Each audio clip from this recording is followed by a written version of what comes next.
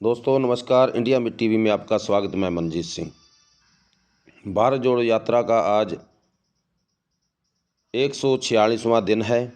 भारत जोड़ो यात्रा आज जम्मू कश्मीर में ख़त्म होने जा रही है। 7 सितंबर को भारत जोड़ो यात्रा तमिलनाडु के कन्याकुमारी से ये यात्रा शुरू हुई थी। यात्रा का सफ़र जो 3570 किलोमीटर का सफ़र तय किया गया। गजब का सफ़र था। रिस्पॉन्स मिला, लोगों का भारी समर्थन। जम्मू कश्मीर में आज शेरे कश्मीर स्टेडियम में तिरंगा लहराकर इसका समापन किया गया। भारी बर्फबारी के बीच राहुल गांधी भारत जोड़ो यात्रा एक जन संबोधन किया। लंबी स्पीच के साथ भाजपा, मोदी और अमित शाह को आरएसएस का जिक्र भी किया। इन पे हल्ला बोला कि इस दर्द सहना और करना और कथनी और कहनी में फ़र्क है। बहुत सारी बातें कही। राहुल गांधी ने कहा कि मैं जम्मू कश्मीर के लोगों को और सेना सुरक्षा बलों को कुछ कहना चाहता हूँ। मैं हिंसा को समझता हूँ। मैंने हिंसा सही है देखी है। जिसने हिंसा नहीं देखी उससे यह बात समझ नहीं आएगी। यहाँ पर हम 4 दिन से पैदल चल रहे हैं। गारंटी देता हूँ कि अगर भाजपा का कोई नेता ऐसा पैदल चले तो जम्मू कश्मीर के लोग उसको चलने नहीं देंगे। बड़ी बातें कही। भारी बर्फबारी के बीच कांग्रेस के वरिष्ठ नेता, राष्ट्रीय अध्यक्ष खड़गे और बहन प्रियंका गांधी उनके साथ मौजूद रही। दोस्तों, बात भारत जोड़ो यात्रा की है। भारत जोड़ो यात्रा 14 राज्यों में से होती हुई जम्मू कश्मीर में इसका समापन हुआ है। केरल, आंध्र प्रदेश, कर्नाटक, तमिलनाडु, तेलंगाना, महाराष्ट्र, मध्य प्रदेश और गुजरात, राजस्थान, यूपी, दिल्ली, हरियाणा और पंजाब जम्मू कश्मीर में शामिल हुई।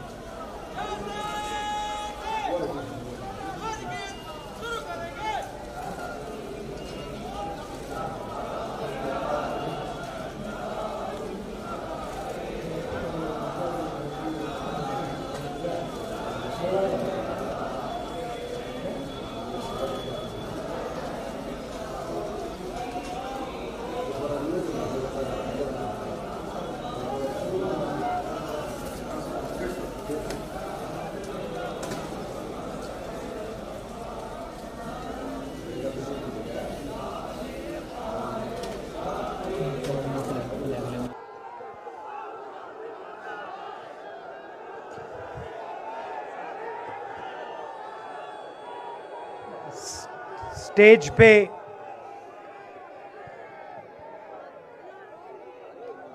वरिष्ठ नेता,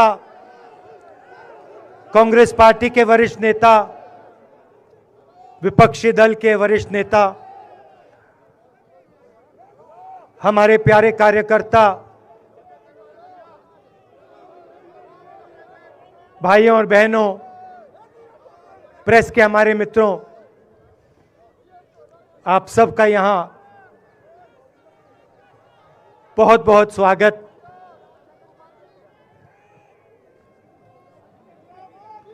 आप आज यहां बर्फ में खड़े हैं, मगर आप में से किसी को सर्दी नहीं लग रही है। आप बारिश में खड़े हुए, कोई भीगा नहीं। गर्मी में आपको गर्मी नहीं लगी, सर्दी में आपको सर्दी नहीं लग रही है, क्योंकि देश की शक्ति आपके साथ है।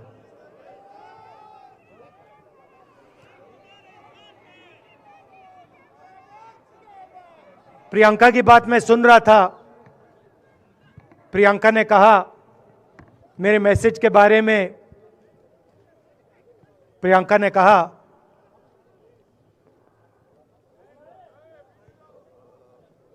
नॉर्मली होता नहीं है, मगर मेरे आंख में आंसू आए।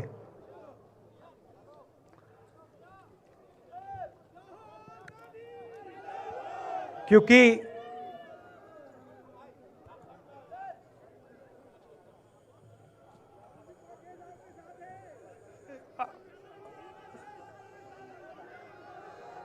मैं कन्याकुमारी से चला, शुरुआत की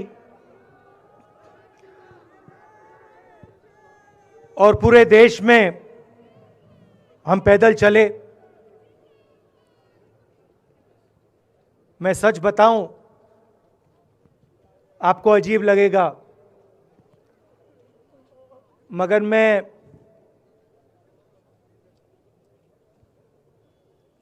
बहुत सालों के लिए हर रोज 8-10 किलोमीटर दौड़ता हूं। तो मैंने सोचा था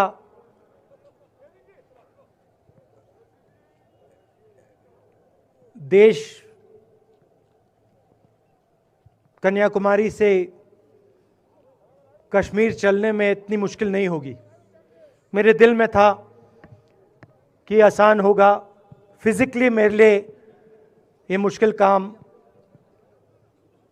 मैंने सोचा था मुश्किल काम नहीं होगा। शायद मैं काफी वर्जिश करता हूं, थोड़ा सा अहंकार आ गया, जैसे आ जाता है।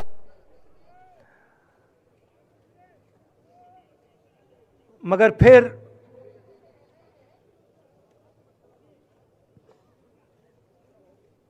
बात बदल गई। जब मैं छोटा था,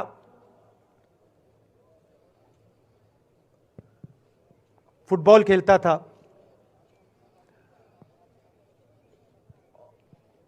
और कॉलेज में जब मैं फुटबॉल खेल रहा था, एक बार मुझे बहुत जोरों से घुटने में इंजरी हुई थी।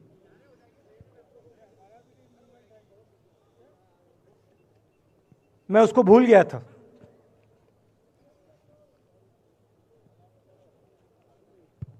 घुटने में दर्द नहीं होता था, भूल गया था उसको, दर्द गायब हो गया था। मगर कन्याकुमारी से 5-7 दिन बाद घुटने में प्रॉब्लम आई,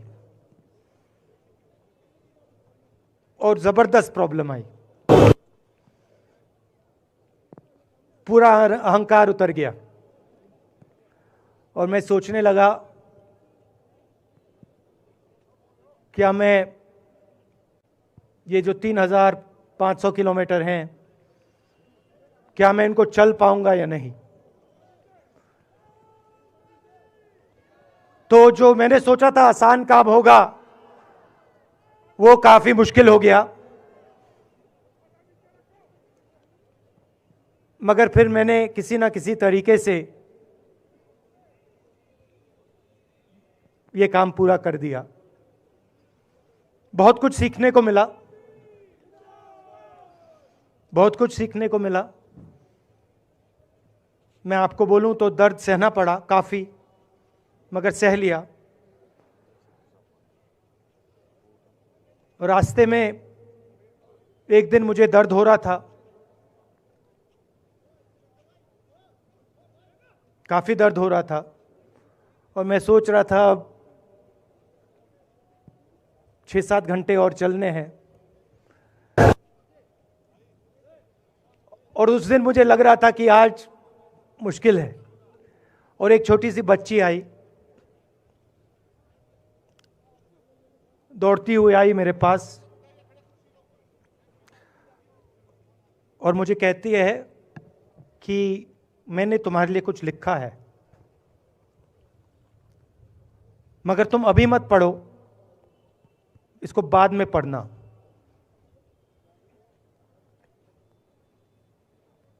और फिर वो मुझे गले लग के भाग गई। फिर मैंने सोचा अब पढ़ता हूं क्या लिखा है।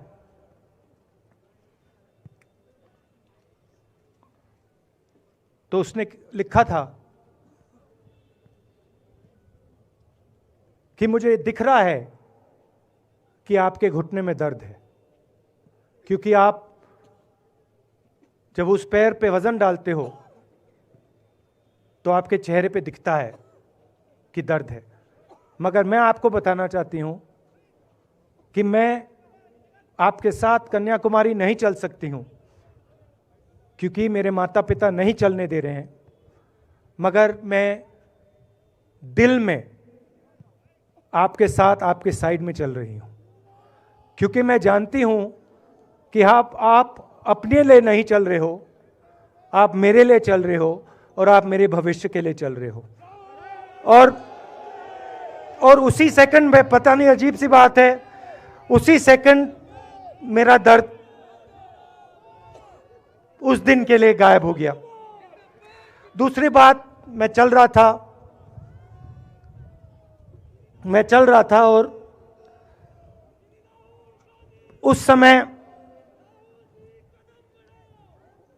उसी समय वहां पे थोड़ी सर्दी बढ़ रही थी। सुबह का समय था और 4 बच्चे आए।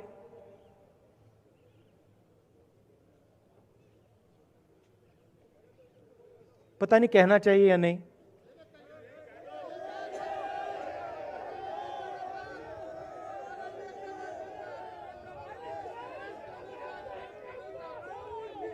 तो कह देता हूं, छोटे से बच्चे थे, भिखारी थे, भीख मांगते थे और मेरे पास आए। कपड़े नहीं थे, मैंने देखा शायद मजदूरी भी करते थे तो थोड़ी मट्टी थी उन पे। खैर मैं ये चीजें देखता नहीं हूं, तो मैं उनके साथ गले लगा, घुटनों पे गया, ऐसे उनको पकड़ा मैंने, क्योंकि मैं उनकी लेवल पे रहना चाहता था। और फिर, नहीं सुनिए, मैं ये बात कहना नहीं चाह रहा था मगर कह दूंगा। तो उनको ठंड लग रही थी, वो कांप रहे थे, शायद उनको खाना नहीं मिला था, छोटे बच्चे मजदूरी कर रहे थे।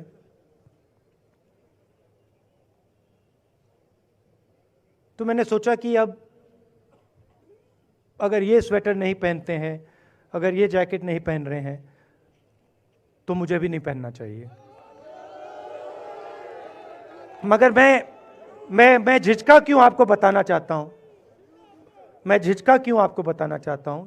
जब मैंने ये खत्म किया, मैं चल रहा था,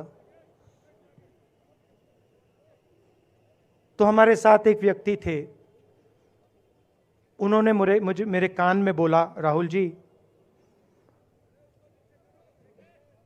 ये बच्चे गंदे हैं, इनके पास आपको ऐसे जाना नहीं चाहिए। तो मैंने उनसे कहा, वो आपसे और मुझसे दोनों से साफ हैं।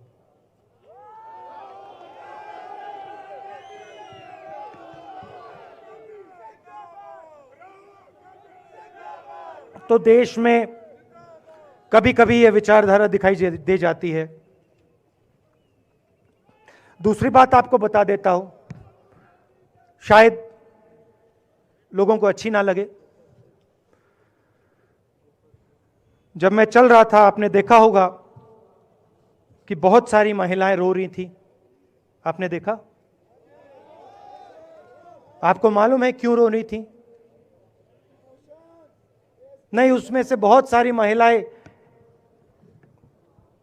इमोशनल थी, मुझसे मिलकर रो रही थी। मगर उसमें बहुत सारी ऐसी भी महिलाएं थी जिन्होंने मुझे बोला कि उनके साथ बलात्कार हुआ है, उनको किसी ने मोलेस्ट किया है, उनके किसी रिश्तेदार ने उनको मोलेस्ट किया है। और जब मैं उनसे बोलता था, बहन मैं पुलिस को बताऊं, तो मुझे कहती थी, राहुल जी पुलिस को मत बताइए, हम चाहते हैं कि आपको ये बात मालूम हो, मगर पुलिस को मत बताइए, हमारा और भी नुकसान हो जाएगा। तो ये हमारी देश की सच्चाई है। ऐसी बहुत सारी और मैं कहानियां आपको बता सकता हूं।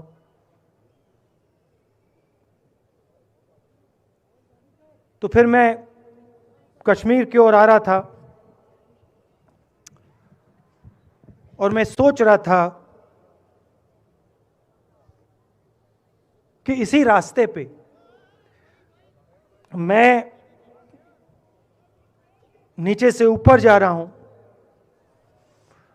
मैं सोच रहा था कि इसी रास्ते से सालों पहले मेरे रिश्तेदार नीचे से ऊपर आए, सॉरी ऊपर से नीचे आए, कश्मीर से इलाहाबाद गंगा की ओर गए। और मुझे ऐसा लग रहा था कि मैं वापस अपने घर जा रहा हूं।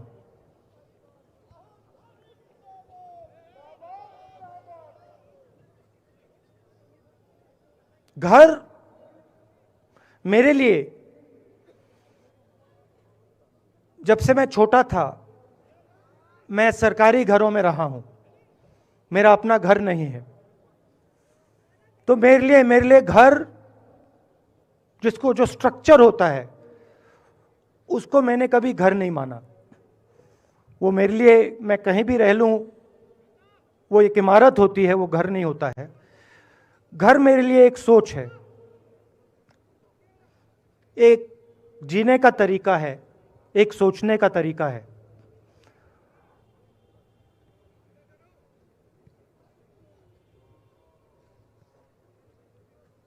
और यहां पे जिस चीज को आप कश्मीरियत कहते हो, उसको मैं अपना घर मानता हूं। अब ये कश्मीरियत है क्या?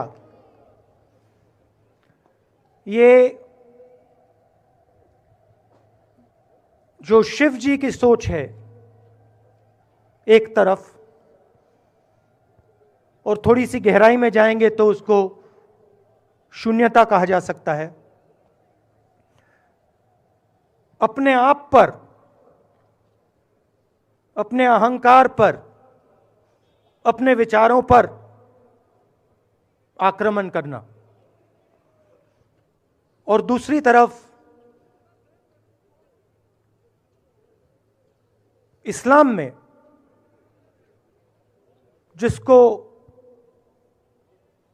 शून्यता यहां कहा जाता है, वहां फना कहा जाता है। सोच वही है।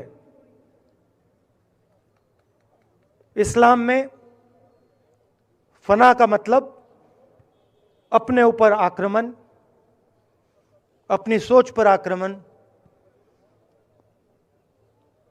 जो हम अपना किला बना देते हैं कि मैं ये हूं, मेरे पास ये है, मेरे पास ये ज्ञान है, मेरे पास ये घर है। उसी किले पर आक्रमण करना, वही है शून्यता, वही है फना। और इस धरती पे ये दो जो विचारधाराएं हैं,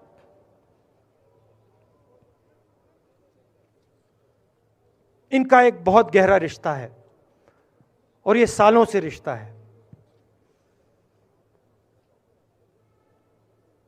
जिसको हम कश्मीरियत कहते हैं। यही सोच बाकी स्टेट्स में भी है। गांधी जी वैष्णव जनतों की बात करते थे, जिसको हम यहां शून्यता, फना कहते हैं, उसको गुजरात में वैष्णव जनतो कहा जाता है। असम में शंकर देव जी ने भी यही बात कही। कर्नाटक से हमारे यहाँ जो लोग आए हैं वहाँ बसवा जी ने ये बात कही, केरल में नारायण गुरु ने ये बात की, महाराष्ट्र ने ज्योतिबा फुले जी ने ये बात की, और यहाँ इसको हम कश्मीरियत कहते हैं। लोगों को जोड़ना और दूसरों पर आक्रमण नहीं करना, अपने आप पर आक्रमण करना, अपनी कमी देखना।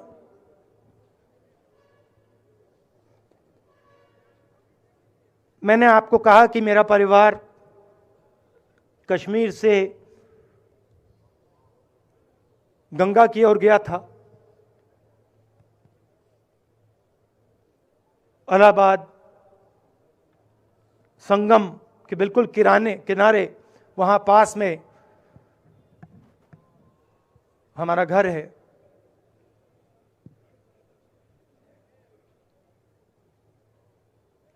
तो जब यहां से वो वहां गए, उन्होंने कश्मीरियत की जो सोच थी उसको गंगा में डाला था, गंगा में ले गए उस सोच को, और उत्तर प्रदेश में उस सोच को फैलाया था, जिसको उत्तर प्रदेश में गंगा जमुना तहजीब कहा जाता है।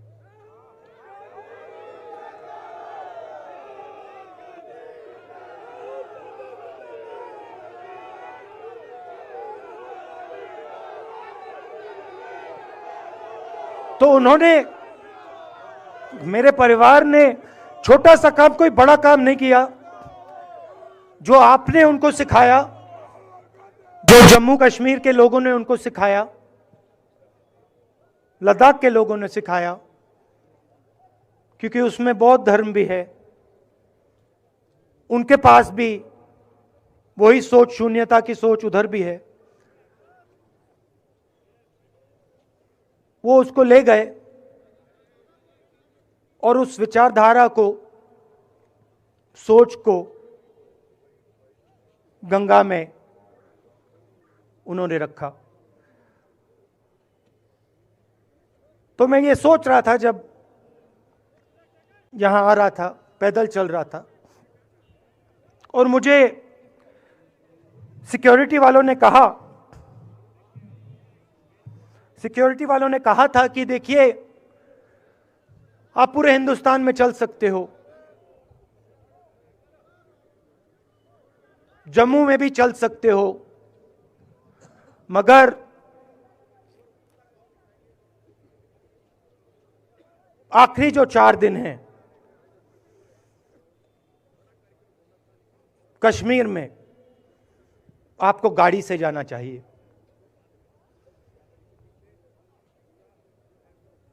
वेणुगोपाल जी ने मुझे कहा पहले,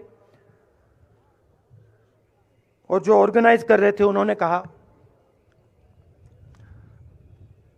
3-4 दिन पहले एडमिनिस्ट्रेशन ने कहा कि देखिए, शायद डराने के लिए, कि देखिए अगर आप पैदल चलेंगे तो आपके ऊपर ग्रेनेड फेंका जाएगा। तो मैंने सोचा,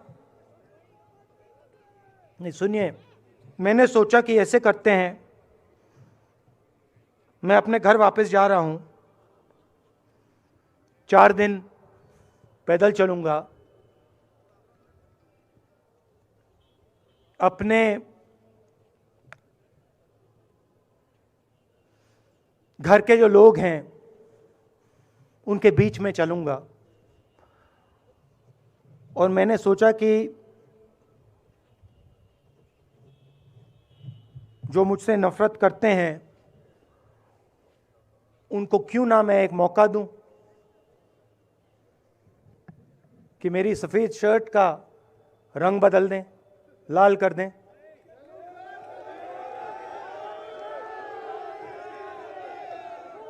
क्योंकि मेरे परिवार ने मुझे सिखाया है, गांधी जी ने मुझे सिखाया है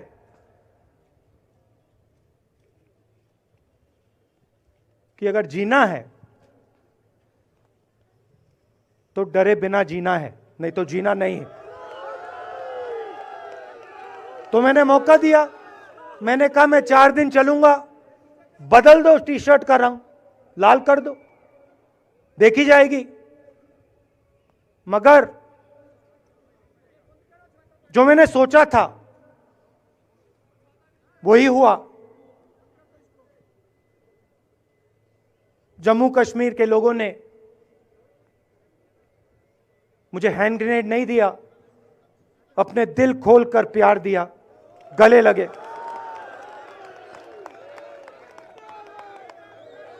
और मुझे बहुत खुशी हुई कि उन सब ने मुझे अपना माना और प्यार से, बच्चों ने, बुजुर्गों ने आंसुओं से मेरा यहां स्वागत किया। मैं अब जम्मू कश्मीर के लोगों से और जो यहां हमारे सेना के लोग काम करते हैं, सीआरपीएफ के लोग काम करते हैं, उनको मैं कुछ कहना चाहता हूं। सबको, जम्मू कश्मीर के युवाओं को, बच्चों को, माताओं को, सबको, सीआरपीएफ के, बीएसएफ के, आर्मी के जवानों को, उनके परिवारों को, उनके बच्चों को मैं कहना चाहता हूं, देखिए, मैं हिंसा को समझता हूं। मैंने हिंसा सही है, देखी है। जो हिंसा नहीं सहता है, जिसने हिंसा नहीं देखी है, उसे यह बात समझ नहीं आएगी। जैसे मोदी जी हैं, अमित शाह जी हैं, आरएसएस के लोग हैं, उन्होंने हिंसा नहीं देखी है।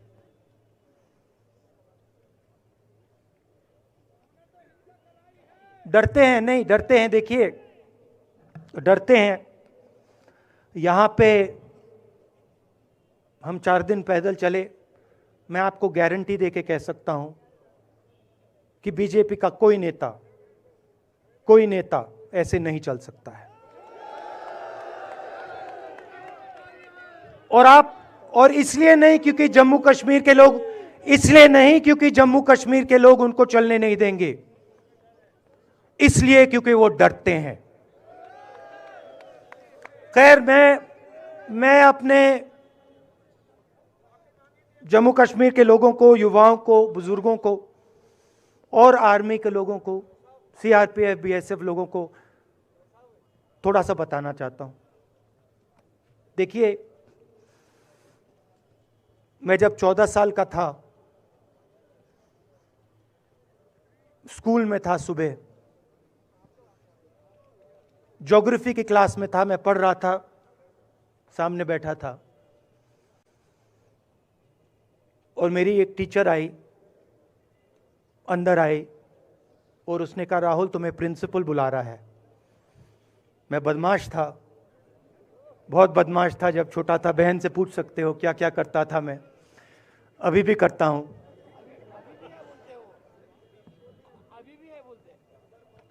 मैंने सोचा प्रिंसिपल बुला रहा है, मैंने कुछ गलती की होगी, अब मार पिटेगी। वहां पे केनिंग होती थी, मैंने सोचा था अब केनिंग होगी मेरी। मगर जब मैं चल रहा था, जिस टीचर ने मुझे बुलाया, उसको देखकर मुझे कुछ अजीब सा लगा। और जब मैं प्रिंसिपल के ऑफिस पहुंचा तो प्रिंसिपल ने कहा, राहुल तुम्हारे घर से फोन कॉल है।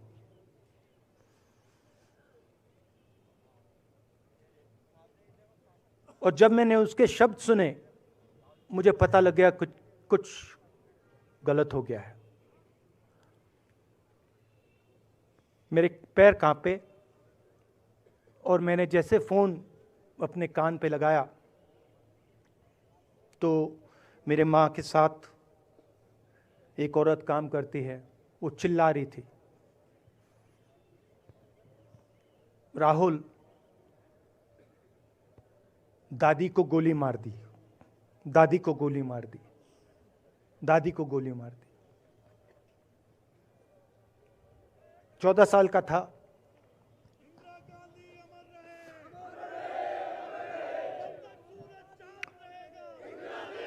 देखिए, ये जो मैं कह रहा हूं, ये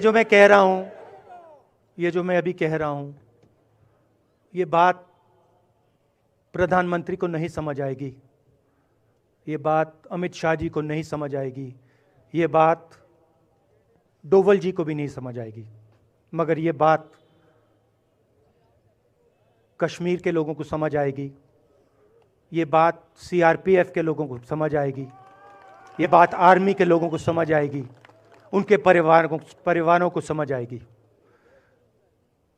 तो उन्होंने मुझे कहा, नाम ओंगमू है उसका, उसने कहा दादी को गोली लग गई, दादी को गोली लग गई।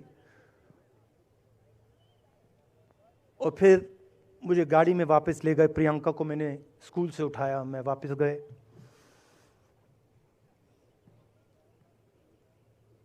और फिर मैंने वो जगह देखी जहां मेरी दादी का खून था।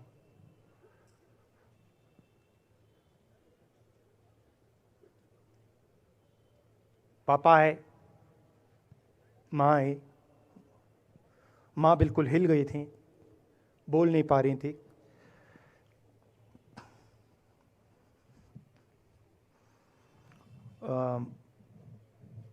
हाँ,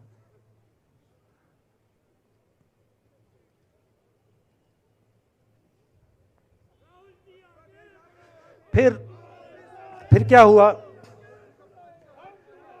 तो जब जो हम लोग हैं जिन्होंने हिंसा देखी है,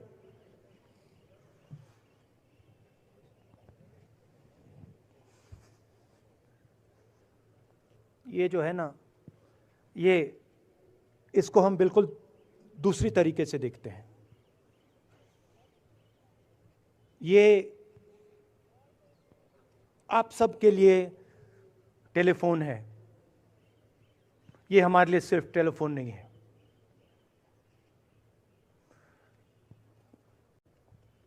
उसके बाद 6-7 साल बाद मैं अमेरिका में था और फिर से टेलीफोन आया। 21 में टेलीफोन आया। जैसे बहुत सारे, जैसे जो पुलवामा में हमारे सैनिक मरे थे, उनके घर टेलीफोन आया होगा। हजारों कश्मीरी लोगों के घर टेलीफोन आया होगा। सेना के परिवारों को टेलीफोन आया होगा। वैसा ही टेलीफोन आया। पिता के एक दोस्त थे, उन्होंने मुझे फ़ोन किया और कहा, राहुल बुरी खबर है। मैंने उनसे कहा, मैं जानता हूँ, पापा मर गए। कहते हैं हाँ। मैंने कहा धन्यवाद, फ़ोन रख दिया। तो मेरा कहना है जो हिंसा करवाता है, जैसे मोदी जी हैं, अमित शाह जी हैं, अजीत डोवल जी हैं, आरएसएस के लोग हैं, वो इस बात को समझ नहीं सकते हैं, वो दर्द को समझ नहीं सकते हैं। हम समझ सकते हैं। पुलवामा के जो सैनिक थे, उनके बच्चों के दिल में क्या हुआ मैं जानता हूं। मेरे दिल में वही हुआ है जो यहां पे कश्मीर में लोग मरते हैं, उनके दिल में क्या होता है। जो फोन कॉल आता है, क्या लगता है, वो मैं समझता हूं, मेरी बहन समझती है। तो कल किसी जर्नलिस्ट ने मुझसे पूछा, यात्रा का क्या लक्ष्य है?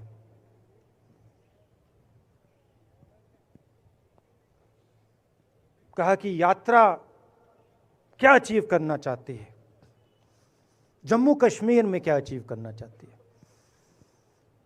मेरे उस समय दिमाग में आया, मगर मैंने कहा नहीं बोलता हूं, कल भाषण में बोलूंगा। यात्रा का लक्ष्य है कि ये जो फ़ोन कॉल हैं, चाहे ये आर्मी के हों, चाहे सीआरपीएफ के हों, चाहे कश्मीर के लोगों के हो, ये फ़ोन कॉल बंद हो जाए।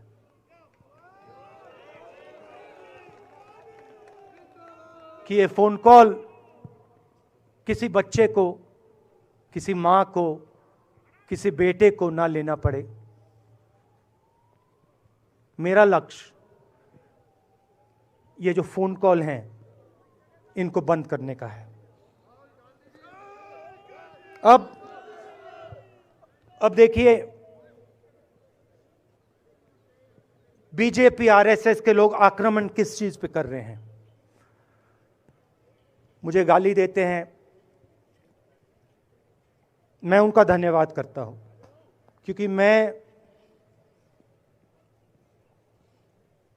मैंने आपको शून्यता की बात की, शिव की बात की, उसको मैं समझता हूं और मैं दिल से उनका धन्यवाद करता हूं कि जितना भी वो मेरे ऊपर प्रेशर डालें, जितनी भी गाली लगाएं, जो भी वो करें, उससे मैं सिर्फ सीखता हूं। तो मैं एक प्रकार से उनका धन्यवाद करता हूं। मगर जो मैंने आपको बात बोली पहले, चाहे वो कश्मीरियत है, चाहे वो वैष्णव जनतो है, चाहे वो शंकर देव जी हैं, बसवा हैं, नारायण गुरु हैं, तिरुवल्लुवर हैं जो तमिलनाडु के बड़े पोएट हैं, फूले जी हैं, और जो कश्मीरियत हैं, ये इस विचारधारा पे आक्रमण कर रहे हैं। और ये जो विचारधाराएं हैं, ये इस देश की नींव है, इस देश की फाउंडेशन है। और आपने जो किया, जो यात्रियों ने किया, हम सब ने किया, इस विचारधारा की रक्षा के लिए किया है। मैंने ये काम अपने लिए नहीं किया, मैं ऐसा काम अपने लिए कभी कर ही नहीं सकता हूं। मैंने ये काम हमारे कांग्रेसी मित्रों को ये अच्छा ना लगे, मगर मैंने ये काम कांग्रेस पार्टी के लिए भी नहीं किया है। मैंने ये काम, और हम सब ने ये काम हिंदुस्तान की जनता के लिए किया है। और हमारी कोशिश है कि जो विचारधारा इस देश की नींव को तोड़ने की कोशिश कर रही है, जो विचारधारा इस देश की नींव को तोड़ने की कोशिश कर रही है, उसके खिलाफ हम खड़े हों, मिलकर खड़े हों, नफरत से नहीं, क्योंकि वो हमारा तरीका नहीं है, मोहब्बत से खड़े हों। मैं जानता हूं कि अगर हम मोहब्बत से खड़े होंगे, प्यार से बात रखेंगे, तो हमें सफलता मिलेगी। और उनकी जो विचारधारा है, उसको हम सिर्फ हराएंगे नहीं, मगर उस विचारधारा को हम उनके दिलों से निकाल देंगे। तो आपने, देश की जनता ने हमारा समर्थन किया। हमारी कोशिश है कि हमें, बीजेपी ने एक जीने का तरीका, राजनीतिक तरीका दिखाया है। हमारी कोशिश है कि हम एक और तरीका, जो हिंदुस्तान का तरीका है, मोहब्बत का तरीका है, वो हम देश को दिखाएं। हम देश को याद दिलाएं कि हिंदुस्तान मोहब्बत का देश है, इज्जत का देश है, भाईचारे का देश। तो हमने जो कहा था, छोटा सा कदम लिया है, बड़ा कदम नहीं है। नफरत के बाजार में मोहब्बत की दुकान खोलने की कोशिश की। धन्यवाद। जय हिंद।